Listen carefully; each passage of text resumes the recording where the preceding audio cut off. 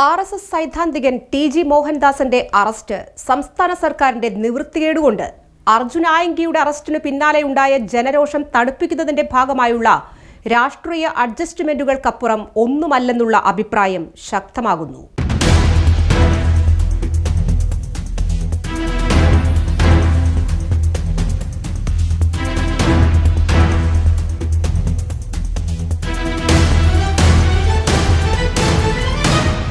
അർജുൻ ആയങ്കിയുടെ അറസ്റ്റിനെ തുടർന്നുണ്ടായ രാഷ്ട്രീയ സമ്മർദ്ദങ്ങളും പൊതുജനരോഷവും തണുപ്പിക്കാൻ സംസ്ഥാന സർക്കാരും പോലീസും നടത്തിയ ഒരു രാഷ്ട്രീയ അഡ്ജസ്റ്റ്മെന്റ് നാടകം മാത്രമാണോ RSS സൈദ്ധാന്തികൻ TG മോഹൻദാസിന്റെ അറസ്റ്റ്?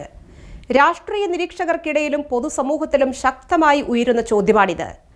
വ്യാജ സന്തുലിതാവസ്ഥ സൃഷ്ടിക്കാനും ആഭ്യന്തര വകുപ്പിന് നേരെ ഉയരുന്ന വിമർശനങ്ങളുടെ മുനയൊടിക്കാനും ലക്ഷ്യമിട്ടുള്ള വൈകി വന്ന ഈ നടപടി ഭരണകൂടത്തിന്റെ രാഷ്ട്രീയ നിവൃത്തികേടിന്റെയും ഇരട്ടത്താപ്പിന്റെയും തെളിവായി വിലയിരുത്തപ്പെടുന്നു.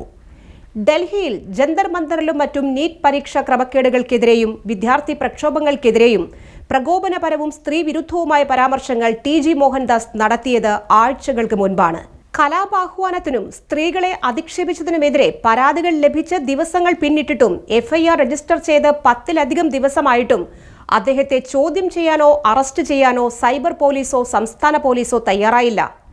ചോദ്യമുയരുന്നത് ഇവിടെയാണ്. സാധാരണക്കാർ സമൂഹ മാധ്യമങ്ങളിൽ പ്രതികരിക്കുമ്പോൾ നിമിഷ നേരം കൊണ്ട് അറസ്റ്റ് രേഖപ്പെടുത്തുന്ന പോലീസ് വിഷലിപ്തമായ വിദ്വേഷ പ്രചാരണം നടത്തിയ RSS നേതാവിനെതിരെ ഇത്രയും ദിവസമായി കണ്ണടച്ചു പിടിച്ചത് എന്തുകൊണ്ടാണ്? കണ്ണൂരിൽ പോലീസിനെ പരസ്യമായി വെല്ലുവിളിക്കുകയും തുടർച്ചയായി നിയമ സംവിധാനങ്ങളെ പരിഹസിക്കുകയും ചെയ്ത അർജുൻ ആയങ്കിയുടെ അറസ്റ്റ് സർക്കാരിനും പോലീസിനും വലിയ നാണക്കേടാണ് ഉണ്ടാക്കിയത്.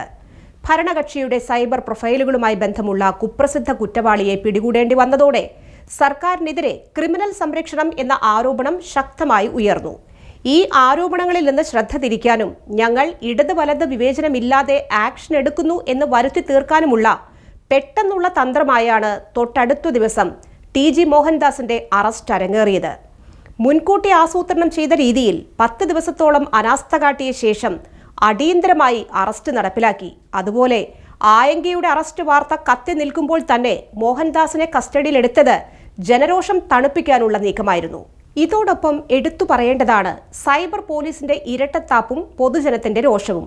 കാരണം കേരള പോലീസിന്റെ സോഷ്യൽ മീഡിയ പേജുകൾക്ക് താഴെയും പൊതു ഇടങ്ങളിലും ഉയർന്ന ജനരോഷം ചെറുതല്ല.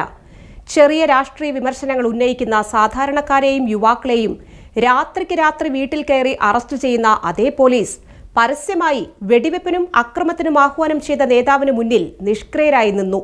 പോലീസിന് പൊതുസമൂഹത്തിൽ നിന്നും നേരിടേണ്ടി വന്ന കടുത്ത സൈബർ ആക്രമണങ്ങളും കളിയാക്കലുകളുമാണ് ഒടുവിൽ മോഹൻദാസിലേക്ക് എത്തിച്ചേരാൻ പോലീസിനെ നിർബന്ധിതരാക്കിയത്. TG മോഹൻദാസിന്റെ അറസ്റ്റ് നിയമവാഴ്ചയുടെ വിജയമല്ല, മറിച്ച് സർക്കാരിന്റെ രാഷ്ട്രീയ പ്രതിരോധത്തിന്റെയും നിവൃത്തികേടിന്റെയും പ്രതിഫലനമാണ്.